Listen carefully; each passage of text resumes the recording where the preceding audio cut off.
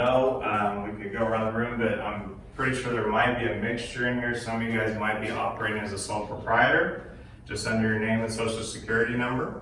Some of you guys might have set up like an LLC, got a tax ID number with it. Some of you guys might be set up as an S corporation. And I wanted to just kind of share with you which ones are the most advantageous. So, like I kind of alluded to at the beginning, I don't think most people enjoy paying taxes. It's not like their favorite thing in life. What people don't understand is that they're operating as a sole proprietor under their name and social, as a realtor, getting 1099 commissions, or if you're operating just as a single member LLC, not being elected to be taxed as an S corporation, you're kind of paying twice as much in taxes as you should be paying. Because the thing is, what you're paying is you're paying self-employment tax. And you know, if you file jointly, if you have a spouse and you file jointly, you guys' income is all combined together for taxes. So you may fall in the 12% bracket, you may fall in the 22% bracket. But your particular commissions, the net profit on those, you're going to pay another 15.3% on top of whatever those tax brackets are. Oh, wow. So if you're in the 22% bracket, you're paying 37% on whatever your net profit is on that. Now, the beauty of what I'm sharing with you guys today is you don't have to do that. Yay. If you don't want to do that, that's your choice. You don't have to. If you structure it and then you would actually have to work with your broker, with Keller. You know, you can set up an S corporation and then fill out a new W-9 form with your corporate name and with your tax ID number. Have your 1099 go to your corporation. And by doing that, you're still going to be paying income taxes, but you're not going to be paying self-employment taxes. I lead with a lot of times, and like I said, it's not just in you guys' industry, but I mean, kind of across the board. That's something that I share with people. I kind of call it like it's the S word, right? So self-employment tax. So that's the S word. So you don't like the S word. So so that's the thing that you would want to look at. What is the second thing that kind of is super important is once you do that, now all of a sudden you're no longer an individual as a self-employed person. Now you are an S corporation. There's personal tax law and there's corporate tax law. So now you're involved in both personal tax law and corporate tax law. Is there a lot more involved in that? Yes. Do you need help with that? Yes. That's what I'm here. So, but does that open the door to a whole new set of deductions? Yes. And so that's where corporate tax law is so much more beneficial.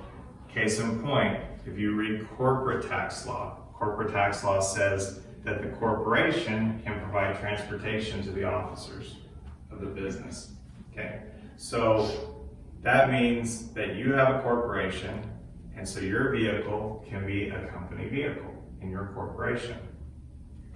Now, your particular industry, in this topic that I'm talking about right now, your particular industry is probably the trickiest one that I deal with because you guys office out of your cars, you guys drive a lot, so it's that figuring out, is it better to take mileage, the IRS mileage rate that you get to take, or is it better to take depreciation and actual expenses on your vehicle? And what's better, not just this year on your tax term, but what's better over the long term? Because that's what you need to be thinking about over the next several years. And if you're going to get a different vehicle, and you have to weigh all those things out, there's a lot of things that have to be considered. The mileage rate for 2019 for the taxes that everybody's getting ready to start doing was 58 cents a mile. For 2020, it's going down to 57.5 cents a mile for the mileage rate. So if you keep track of your mileage, use MileIQ app or use something like that. Keep track of your business mileage, and then at the end of the year you report it. You get to wash that out on your commissions that you make. But then you can also look at the end. What we do with our clients and the people that we have, sometimes people say, well, my accountant always told me to just tell them how much my mileage was, or my accountant wanted to know what the Kelley Blue Book value of my vehicle was and how much I spent on gas, oil changes, car insurance, car payments, pipe pass, car tags, all those things. And I usually hear one or the other. And we actually, when we bring on a new client, we have them provide us both the mileage that they drove and their depreciation actual expenses, because we're going to make the determination on what's going to work out best for them on that. So that's one of the deductions. Another thing that's a deduction is like you guys are probably doing a lot of while you're driving, while you're showing homes, while you're in the office, while you're doing a lot of business meals.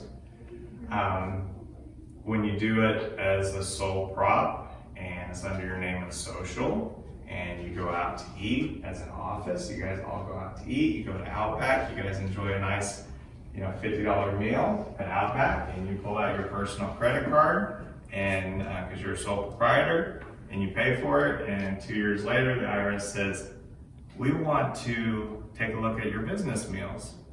And you show them your personal credit card statement, and they say, great, this is a personal credit card statement. That's probably a personal meal that you had. No. I went out with everybody at the Keller office. We all went out to Outback. Okay, well, I'm the IRS agent, and I wasn't there 2 years ago, and so there's really no proof, so we're just going to disallow it. You have a corporation, and you pay for that business meal with your corporate credit card. Okay, the burden of proof is going to actually shift from you to the IRS. Now the IRS is the one, they have to prove that that was not a legitimate business meal that you had. They don't want to talk about Yeah. Or Now, employees. the other thing too is with your business meals, you get a 50% deduction for it. It's one of the only expenses on your business that you only get a 50% deduction for. All your other business expenses you guys write off, your advertising, 100% deductible. Why is that? Just exactly what she said. They don't have time to deal with that. They know that people write a lot of business meals off, and so they're just going to disallow the whole first 50%, is what they're going to do. So that's why I tell our clients, when you're out having a business meal, use the business card, take it as a deduction. You're only going to get half credit for it. So if you have $12,000 in business meals at the end of the year, you're only going to get a $6,000 deduction. Now, what I wanted to share with you guys, kind of going back a little bit, because I wanted to give you guys an example of give you kind of an example of a self-employment tax situation. So if you guys go sell a home, and let's say you get a $3,000 commission on selling this home. So, you're looking at 15% of that's going to be $4,500, right? $450, right? On that. So on that one, you don't want to pay that in self-employment tax if you don't have to pay that, right? And that's just on that one deal.